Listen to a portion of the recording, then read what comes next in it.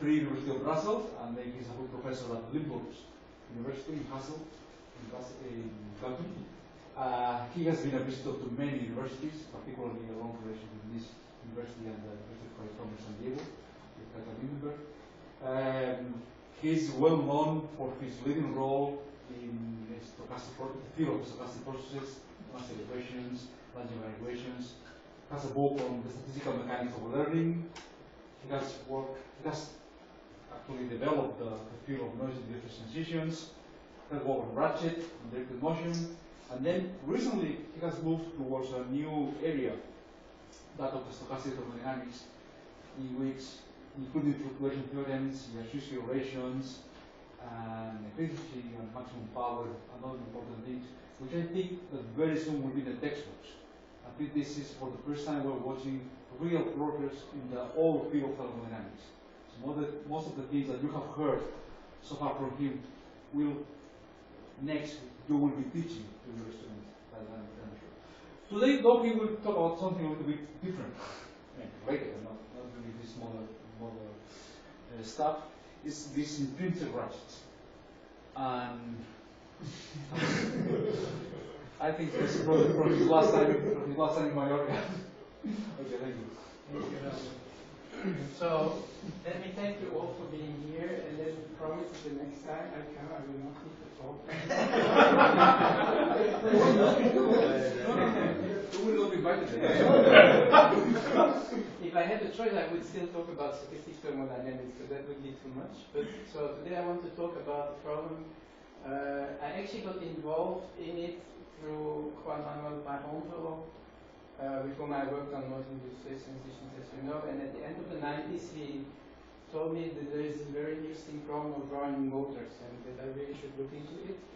And actually, I didn't do that for some time, and then around 2005, 2006, I started to work on 500 ratchets and so on. And today I would like to tell you a story which I gave the title of Intrinsic Ratchets, because I think it's something, a distinction that is not made in this literature, and I would want to show you that these intrinsic ratchets are actually things that happen very often and are actually really easy to describe. Okay, so now here on this slide here, as you can see, all these objects are moving, but most objects that move are adapted to it. The object itself has an asymmetry. And this is what I will call with an intrinsic ratchet, an object that will move in part due to the fact that it is asymmetric in construction. Now, if you talk about ratchets, many of the examples, and I will review them as a matter of introduction, many of the examples that have been studied are what I would call extrinsic ratchets. That means, and this is an example in a sense, I mean, this is of course this model for this motor, biological motor, but apparently the motion of this object is possible because the substrate on which it's walking is asymmetric and the object itself not. Okay, so this distinction I will give. This is an overview of the talk. So as a matter of introduction, I will review very briefly this, what I call extrinsic ratchets, which are ratchets where the asymmetry is imposed from the outside. And actually I will introduce in general the subject of ratchets via the Cleuren principle to explain from where the motion comes. And the two very well-known examples of extrinsic ratchets are the Dutching ratchet and the rocking ratchet, which I will just introduce. For those who don't know, I mean, it's kind of amusing to say a few things about it. But then I will move to the intrinsic ratchets. I will show you that the theory for intrinsic ratchet is really very, very simple. It's much simpler than that for extrinsic ratchets. And I will give you all kinds, I mean, the examples I will give are examples that come from my papers, but there are many more. But so I will say something about the theory. I will apply this to a nanoratchet, stopping ratchet, Feynman, Polakowski, and nanoratchet. This is the profile. So let me start by, I like to make general statements to start my talk, and so the question is, why does something move? And the thing is, there's a general principle in physics that says that something will happen except if it's forbidden by symmetry. This is the Cleuren principle.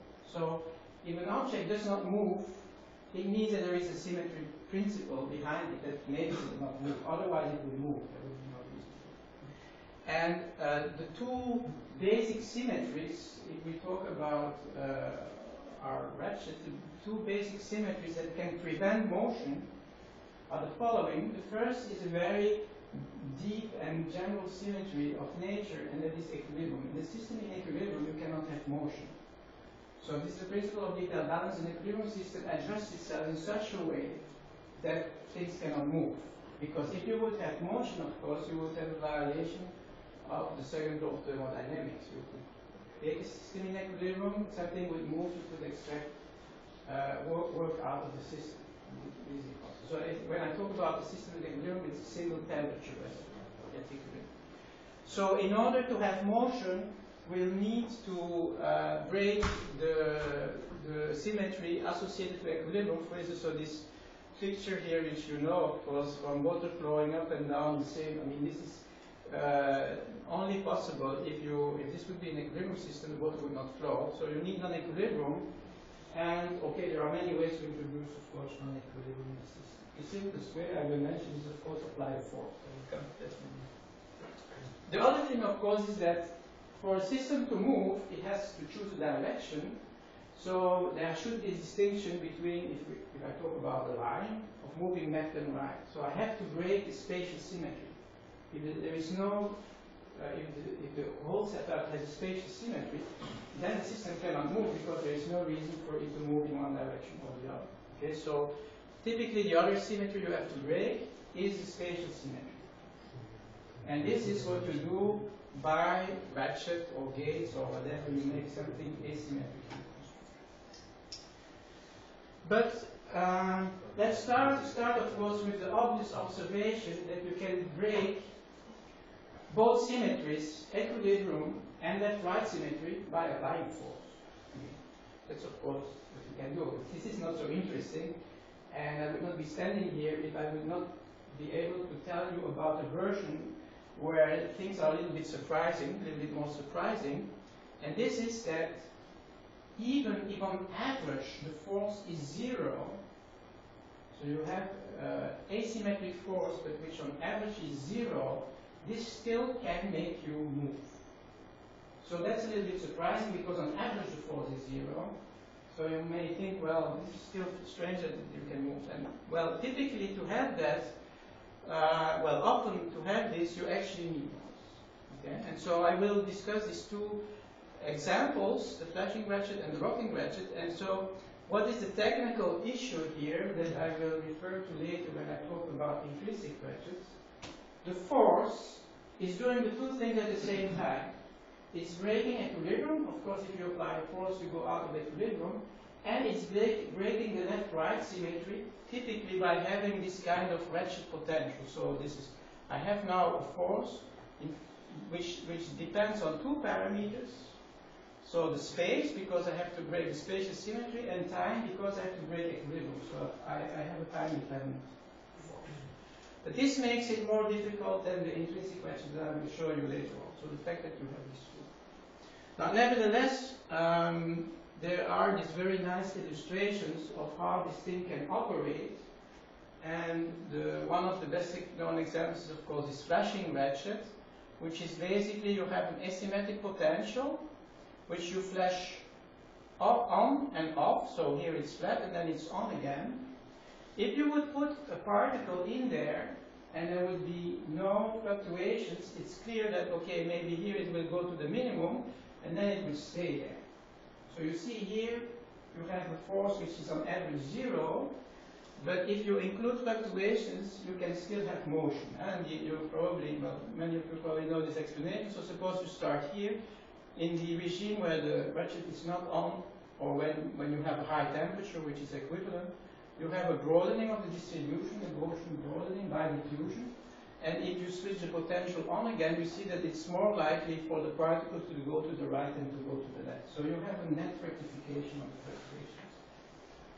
And this is called the flashing ratchet. And this is, for instance, an example of a construction with electrodes. So you can switch on and off the electrodes, and the electrodes are spaced in an asymmetric position. So they create an asymmetric electric field which you can switch on and off. And so if you have particles which are sensitive to the electric field, they feel this asymmetric potential which is switching on and off. These small particles diffuse, and you have exactly the ingredients for this previous scenario. You have Fluctuation ratchet, and people, I mean, this is from PNAS, so people have been able to illustrate this. Now, I want to show you, just for amusement, in a sense, another example which is not exactly the Fluctuation ratchet. This is a movie that I received from Heinrich Linke, and this is just a drop on a hot plate. And you've seen this at home in your kitchen, the droplet is hopping, so it has fluctuations. And the amazing thing is it indeed can move up a ratchet tension, you see. If this would be flat, the drop would go to the right, but because of the special structure of my surface here, this ratchet it goes up. Why are you confused going up more of a special structure? It stops there. This is inertia. So once it's up there, if I would have to move it long enough, it would go back. And then it would just. Yeah. Okay. The other very well-known example of this, what I call extrinsic ratchets, is the rocking ratchet. So the ingredient is the same. I have a forcing which is not uniform in space, so the potential has, for instance, this ratchet-like potential. And as I said, I want to have on average a force 0, so I'm going to rock this potential, but equally so to the left as to the right, so that on average I have an horizontal average potential. So on average I'm not exerting a force. Now you don't have to be a genius to imagine that if I rock far enough, even without fluctuations, this guy cannot escape while this guy can escape. And of course, this is a mechanism for transport which is very old. I mean, this in a sense are realizations. The bump and the Archimedes screw are in a sense realizations of this rocking ratchet. Now, of interest to us as statistical physicists is of course that even if you don't go far enough so that you have really here an escape path in a deterministic way, if you don't go far enough, it's clear of course that if you have noise, you will also still have that the particle can move even for a very small angle, because it's more difficult for the particle to escape this way than this way. Actually, it's a very nice, when I talk about rocking ratchet, I always mention this very, very nice experiment and interpretation of the quantum rocking ratchets, which is also the same guy as I got the droplet from, wrote this paper in 1999. This is an experiment where he's basically doing the rocking ratchet. The asymmetry, it's moving of electrons in an asymmetric device like this, where you basically apply an alternating electric force, and because of the shape, you have kind of local deformations of this field which correspond to this rocking ratchet. But what is interesting is that he was able to do this experiment at very low temperature, and so you can go over from a regime where you have basically thermal motion to a regime where you have quantum hopping. And now there is something which you can very easily understand here. I try to illustrate it here. If you have very high temperature, it's, as I said, of course, it's easier for the particle, if you rock it, to go to this side, which has a softer slope than the other side. But quantum mechanically, the mechanism for changing well is now tunneling, and then it's very easy if you well, I see that my dog was displaced. If you look at the tunneling transitions, it's easier to cross this barrier than to cross this bigger barrier on the other side. So it means that if the transport is by quantum tunneling, the direction is just the opposite of what the classical rocking ratchet would predict. And this is what he saw in the experiment. As he lowered the temperature, the particles go and settle down deeper in the well. They cannot escape by Brownian motion anymore, and it's only quantum tunneling that is left, and this gives you the current going in the other direction. So this is the introduction, the extrinsic ratchets, which is what you hear most about when people talk about ratchets, except if I don't Smolovsky, I will say something about it. So, but I want now to show you that you actually can classify these Brownian motors, if I call them like that, also in this other type which I call intrinsic ratchets, and which mathematically are much simpler to describe. So why? Because I'm now going to look at an asymmetric object, the object that I tried to displace in all these previous examples were basically Brownian particles which have no asymmetry. Now I'm going to work with objects which have an intrinsic asymmetry, and so they break the spatial symmetry, and but I still use the force to break equilibrium. So the force does not need to have a spatial structure anymore. Okay, so I have a uniform force, which on average is 0, which I will apply to an asymmetric object. Okay, so I have, for instance, this kind of, it doesn't even, well, this is not uniform, this has no left-right asymmetry. You could do it with, but you don't even need this actually, yeah, this is in function of time. So you just need something that in function of time, it's uniform in space, in function of time changes in a symmetric way, and you apply to this object, and in principle you have broken two symmetries that prevent motion, so the object should move. So I will show you the theory of this. It is published actually some time ago in this paper with my former student and Eichhorn. And so to come back into the introduction, I have to break the two symmetries. I have an intrinsic asymmetry of my object, which actually will be characterized by a single number, which I will call alpha. And we see there are many, many different realizations and applications of this, and in each of these cases you can find out what alpha is. And then you need non-equilibrium. As I said, I have a spatially constant force, so I don't need to write equations in space anymore. Zero average force, and there are several different ways of achieving it. Okay, so as I will show. But let's first come to the theory to describe this phenomenon. So let's first look at such an object here, on which I apply a force, and suppose that the force is very weak, the object is small, and I have a very weak force applied to it, and I'm in the region of linear response, so I would write something of this type. Okay? I would write that the acceleration is the force which has these three components, the friction force, external force, and the fluctuating force, which of course is related to the friction force via the fluctuation dissipation theorem. So in absence of a force, if this guy is not there, we know that this object will develop the Boltzmann distribution of speeds, even though it is asymmetric. This is what I told to you in the beginning. If you can only have motion if you break two symmetries. Here, if you break all the symmetries. So here I break the spatial symmetry because my own object is asymmetric. But if I'm at equilibrium, so if this thing is not there, I cannot have motion.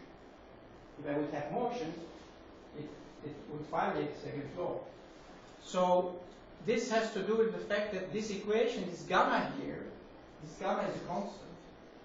Even though, so it doesn't matter whether your object is moving in one direction or the other, at the level of linear response, the friction coefficient is the same. Okay. This is a one-dimensional equation? Yeah, I do it in one dimension. So where is the symmetry then? There is no asymmetry. Asymmetry. There is no asymmetry. I will come to that in a minute when but at this stage there is no asymmetry at the moment of linear response. So this equation, of course, is easy. Well, this is a linear equation. You can write down the equations for the first and the second moment, and they are like this, and this you can, of course, solve.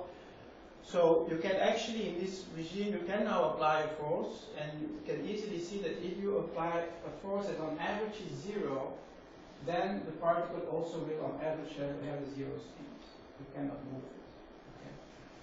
So I need to do something to introduce the motion. I have to go beyond linear response. At linear response, I cannot have rectification. So I need nonlinear corrections.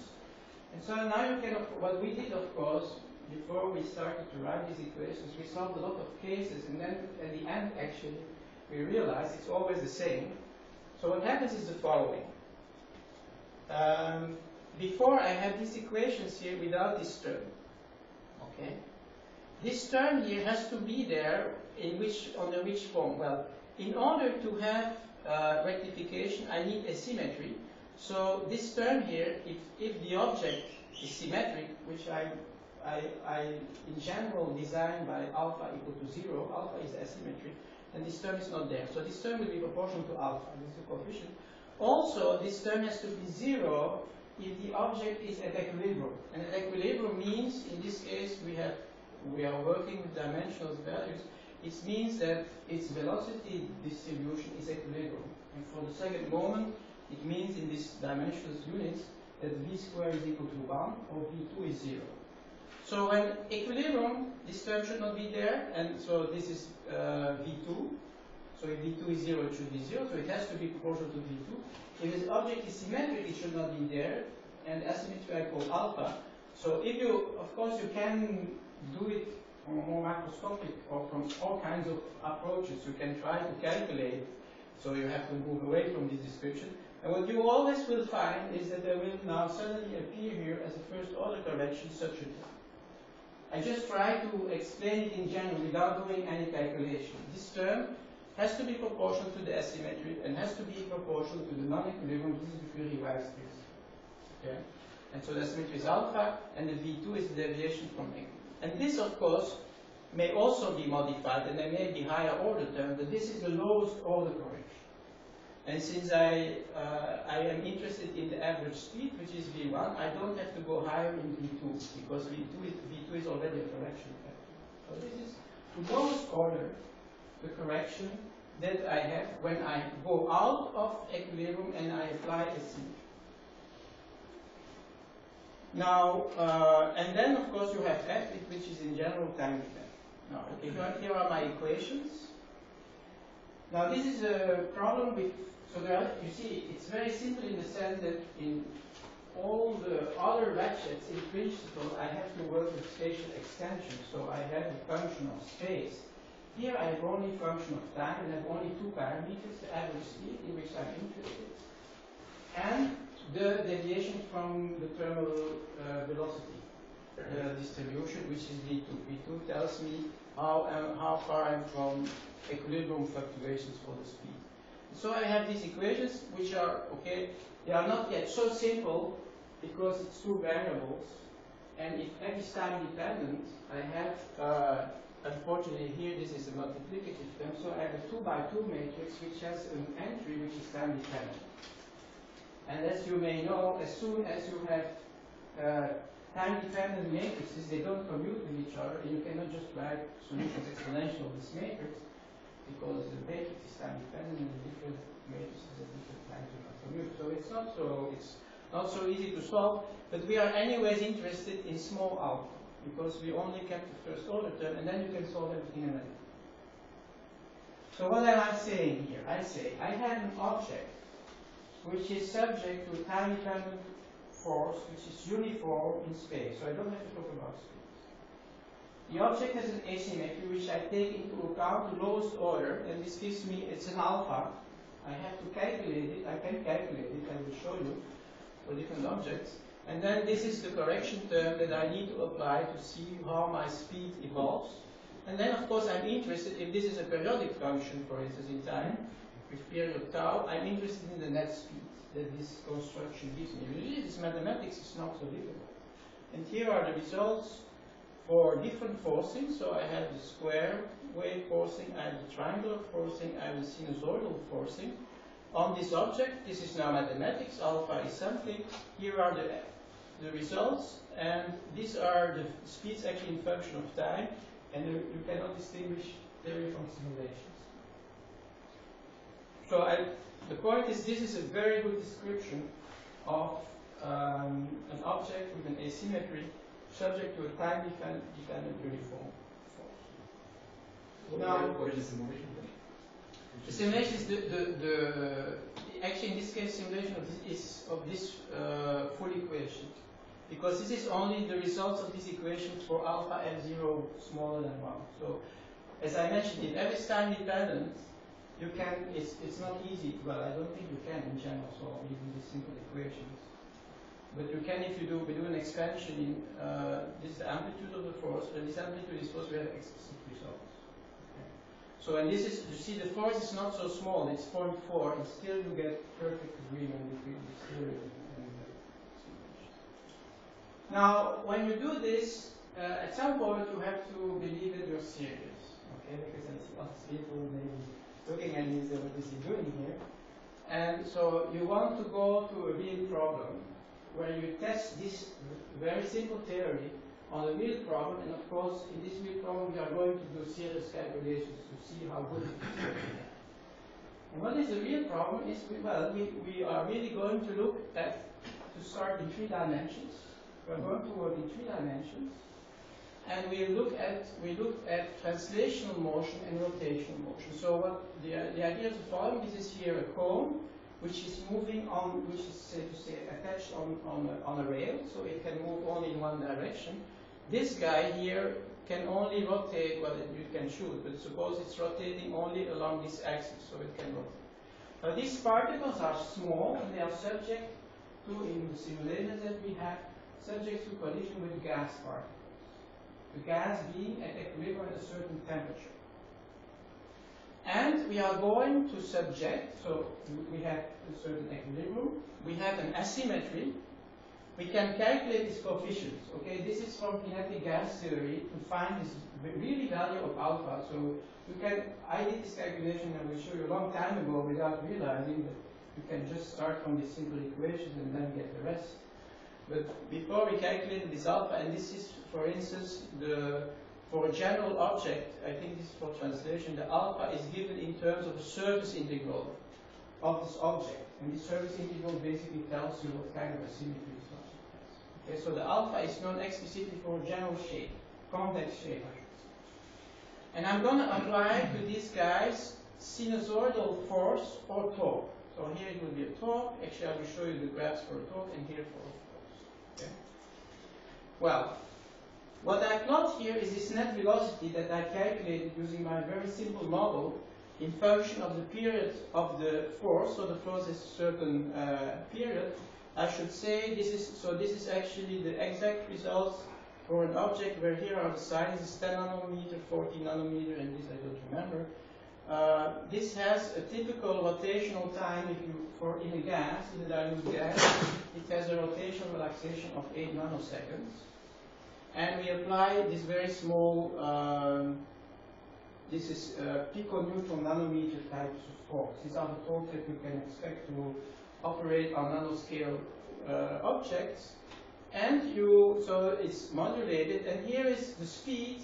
Okay, this is our theoretical curve, the speed of this rotational, this is the net velocity, I guess it's of this object. Or is it this? I don't know.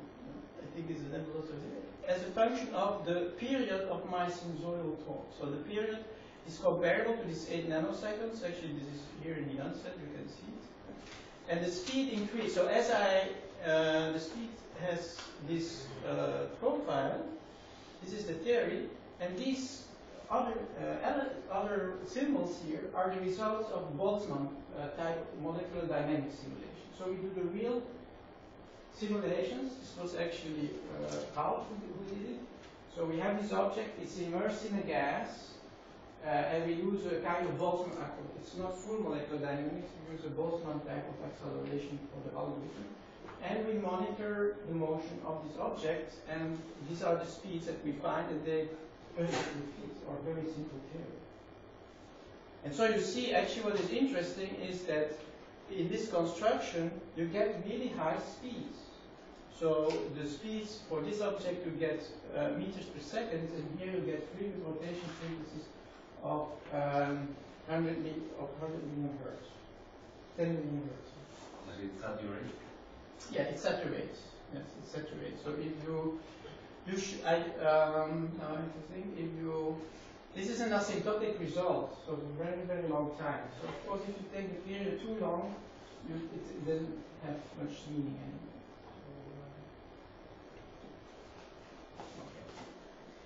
Now there is, when this paper appeared a year later or so, these people from Germany, this person here, Susanne Spohr, actually called me, and because she was doing her PhD on a variation of our Intrinsic Ratchets, which was very interesting. And the type of, I think the title of the paper was Moving by Stopping.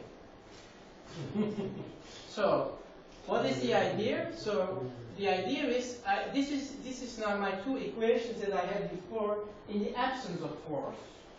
So I have these two equations, which there is no force. And the force is, so I have an asymmetry, but the force is, I have to do something on equilibrium. So what is their idea? Their idea is that I am going to stop from time to time the particle. Okay? So stopping the particle means, so what does it mean stopping? I should be very clear. What they are doing is they are replacing the fluctuations of this particle, which in our notation is V2 equal to 0 means equilibrium. V2, I should recall, V2 is V squared minus 1, V squared average minus 1. So this is how far are your thermal fluctuations of the speed from the equilibrium value. The equilibrium value was 1 and this dimension is 4. So V squared minus 1, this is V2. V2 0 is equilibrium. If I make V2 different from 0, I'm cooling or heating the object.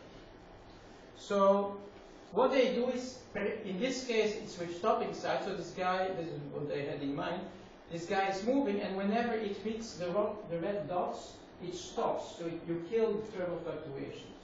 Of course, you can do, in principle, you can do, I mean, theoretically, you can do whatever you want. So we did our model with these calculations, where, so basically we have these equations, except that after a random waiting time, we reset the speed fluctuations of the particle.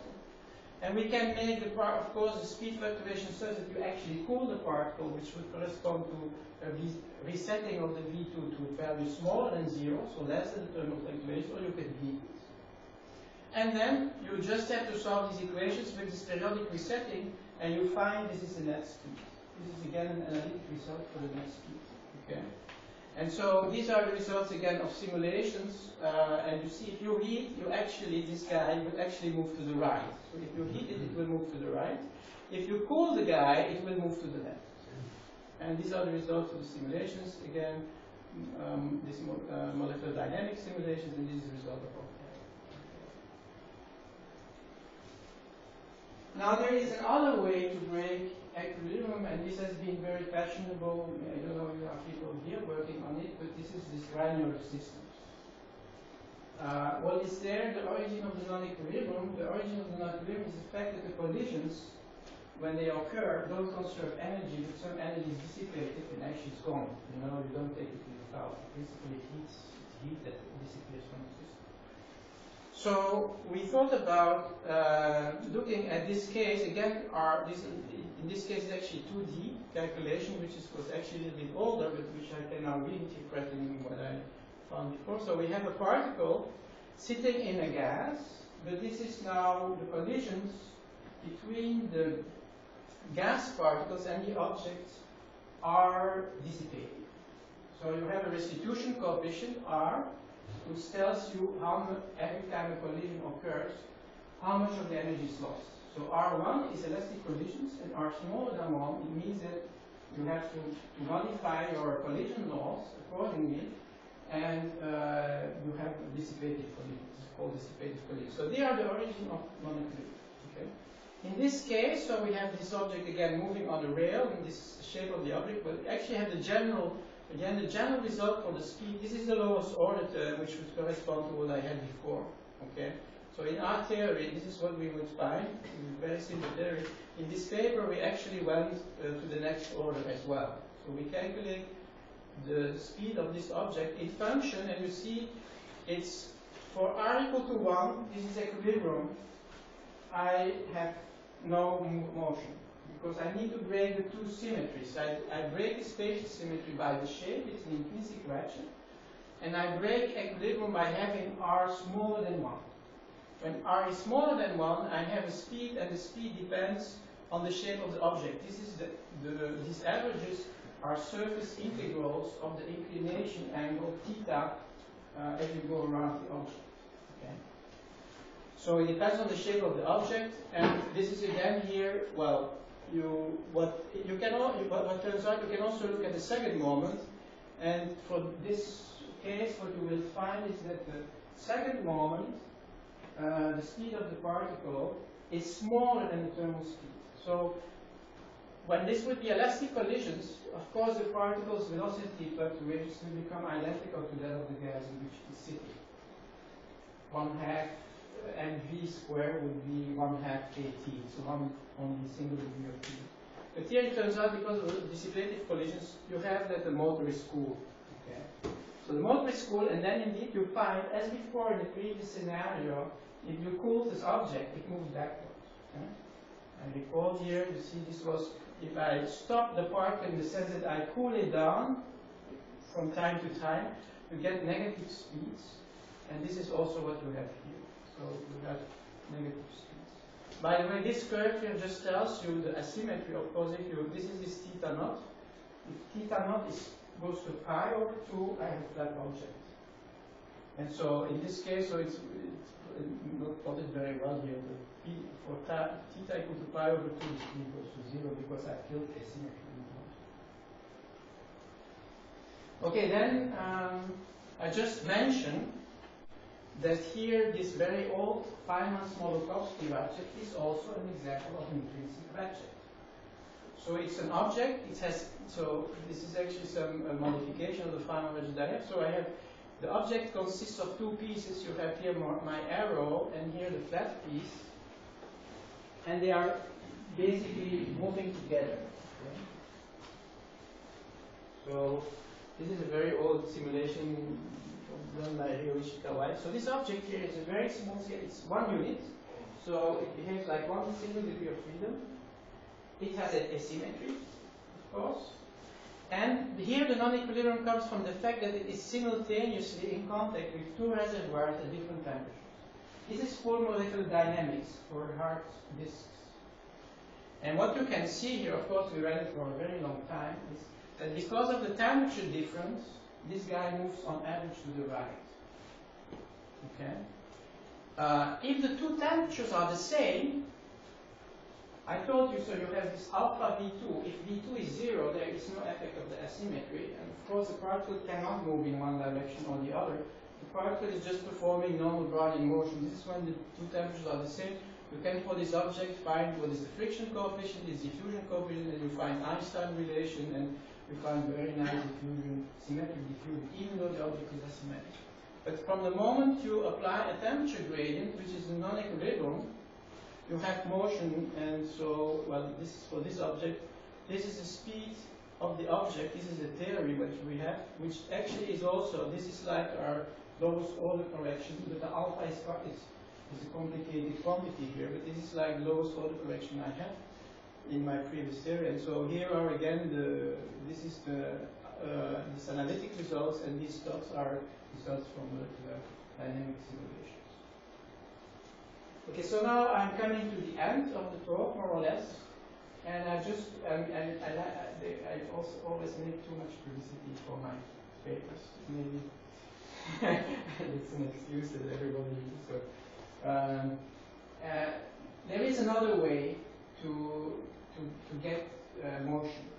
So I cheated a little bit. I said you have to break spatial symmetry, or you have to break equilibrium. But there is another way to work. You can spontaneously break symmetry. Okay, so, and this connects to what I will mention to my old interest and work on noise-induced transitions. So you can have spontaneous symmetry breaking, and this can, for instance, be produced by multiplicative noise. Now, multiplicative noise is something, an ingredient that corresponds to non-equilibrium prescription. It's not typically a description of a system in equilibrium. And this multiplicative noise, if you have a large number of degrees of freedom, so this is actually a very simple example for those who are interested, I could say more about it, but this is an example of a system where you actually also can have motion, not because the spatial symmetry is broken in itself, but because the phase transition can break the spatial symmetry. So the difference is, of course, that motion will arise, but it will arise equally with equal probability to the left and to the right. Of course, the symmetry is still there. but you can have, so if you have more, so this is not completely ridiculous. There are theories of collective motion that may rely on the existence of phase transitions for having a ratchet. So this is it. Thank you very, very much, and I will not see you next time.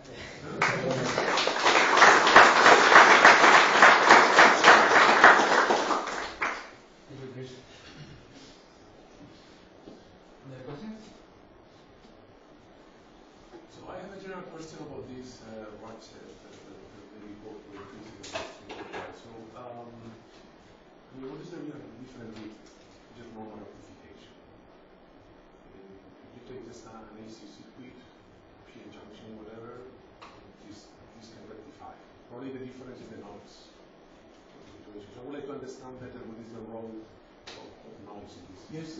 You are asking, so of course you can have current versus voltage, which in the origin, the current versus voltage, if it's linear response, it doesn't rectify. So if you go further away, you are in an equilibrium. Far away from equilibrium, you can have rectification. That's for sure. Yes. So I'm not saying this is different. No. No, I was just But I just say, so what I say is, so I start with following, it's a very good that you ask this question. So even if you have a diode, very close to equilibrium, the diode does not rectify. So it's my theory would be with the minus gamma, so there is no rectification in it. So if you, and then if you would try to identify the first order correction, you would get back this theory that I have. Because it's an intrinsic ratchet, you have a term alpha. There are two ingredients. Alpha is asymmetry, which would be there for a diode, and then something which is basically distance from equilibrium, which in my case was the deviation from thermal fluctuations. So this makes these systems are very easy to describe. You have basically the linear description close to equilibrium, which is usually not difficult.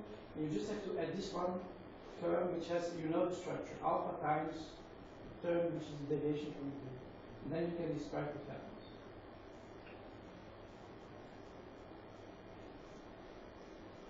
Also, the surprise, you mentioned that you needed this non-linear term. But at the end of the day, you were with some linear equations. So what happens in that? Again, with the velocities, the deviation from the B1 and B2, was the deviation from equilibrium. Say, if I start with a full model which is non-linear, and then this alpha will capture the non-linearity. That B2 is a quadratic velocity, no? It's the square of the velocity. Yes, the square of the velocity. So the first moment, so the origin of this term is not miraculous. You have in general, it's like a hierarchy. You have the lowest order, the first moment is only coupled to the first moment. But if they are nonlinear, like if you have a nonlinear system, you have in principle B squared average, and this gives the second moment that appears. So the message I wanted to give is that we have all done these calculations. I'm sure I have done it. I mean, and you do it, and then I realized that all these intrinsic ratchets are just described by this term, which appears, and it has to appear in this form, as an alpha, which is an asymmetry of the system, and something that describes deviation from equilibrium. And that's a general structure. So it's a very general, I mean, I can even imagine that we can use this. I mean, I presented this for Brownian particles. It's a very general observation. You are close to equilibrium, you have a linear theory, and then you have, for the motion you are interested in, this average, it is normally coupled to higher order moments. Generically, it's a second moment thing. It could be, I mean, I can imagine that for symmetry reasons, it could be some third. I look at the square again, and then you have this result here. So all these different models that I mentioned, I mentioned this granular ratchet, the 5 model, 4 box, I didn't realize that they're basically all the same in essence. But as Raul said, you are hiding the nonlinearity into the equation for the second moment. What would be the difference if you just add a term which is square root, b to the square in the equation for the motion of t? But this is essentially what I do. This is essentially what I do. But then, well, it's essentially what you do, but incorporating a equation for the equation of the motion. point is, I know this term, when I have a symmetric object, it has to be 0. Yes. So that's why I know it has a structure of alpha, this coefficient, it's a kind of signal of the asymmetry. And then the other, I know this term has to be zero in equilibrium, so the other term must be some measuring away from equilibrium. And the main point is that, so these ratchets, you don't have to, all these other, the flashing and the rocking ratchet, you have to work with spatial extension because your force is breaking the symmetry, so your force has to be asymmetric, and this is in space, you have to break the space. The 3D object is intrinsically asymmetric, and this is of course very often the case. I mean, in all the examples on my first slide, for example. So it's very mathematically, we have done a lot of work, and I went beyond the later term for some of these cases, which is interesting, of course, but actually the description of the lower order is very simple. I think it's worth also to mention the well-developed theory of averaging in connection to ratchet. It means that if the system has some periodic perturbation or any periodic quickly oscillating force, one can go to some equivalent system where this force is averaged, and then you get some equivalent system without perturbation, but which has the slow force can be then stabilized the system, make it move, destabilize the equilibrium. Just to mention, there seems to be some connection. Yeah, I'm sure. Yeah. You have systems with symmetry in the velocity and plus and minus velocity. You mean with magnetic fields also? I'm very upset with magnetic fields. For very basic reasons. So I didn't look at that, but I don't. Yeah.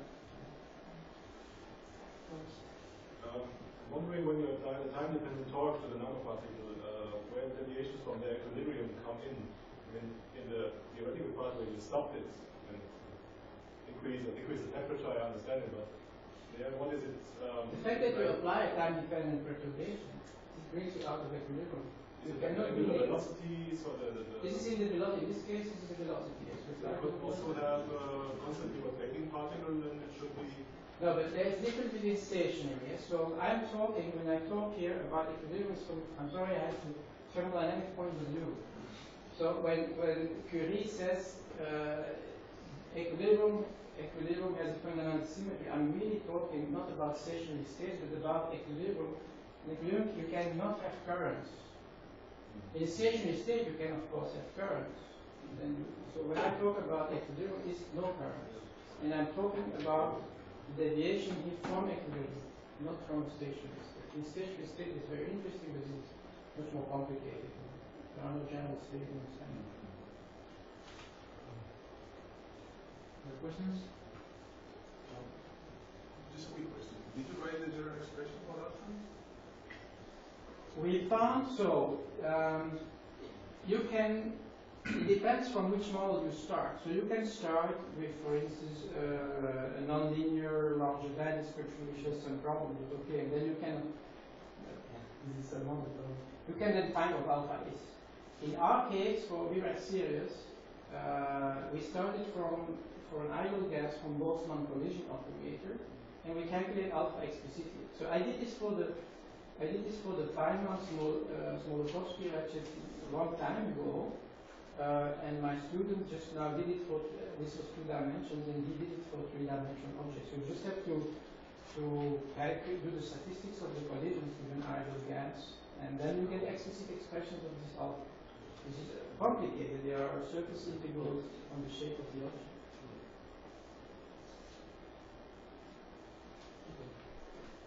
This will be here till Tuesday. This is the second floor, one of the rooms, one was here. He told me he's working on a very important problem with very strict results, which I cannot tell you anything about. But next time we can another talk about it.